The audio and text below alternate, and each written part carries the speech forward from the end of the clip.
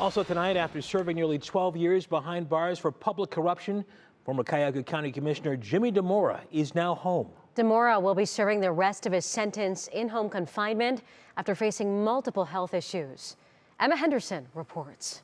July 2012, former Cuyahoga County Commissioner and Democratic Party leader Jimmy Dimora was convicted on 32 counts, from violating the Hobbs Act to bribery and fraud schemes amounting to more than $250,000, according to federal prosecutors. He was sentenced to 28 years in prison. Last year, his sentence was reduced by 5 years. And now, after serving 12 years in prison, most recently at the Devens Federal Medical Center in Massachusetts, he's home. He's jovial, he's happy, relieved. He's just finally, he's lived a lot of frustration for the past 12 years. He doesn't believe that he did anything illegal. In court filings and correspondence with the editor-in-chief of the Marshall Project Cleveland, Phil Trexler, Dimora cites a slew of health issues, even after losing around 100 pounds. He's still diabetic. He still struggles with walking. He uses a wheelchair for mobility purposes. He's not confined. He can still walk.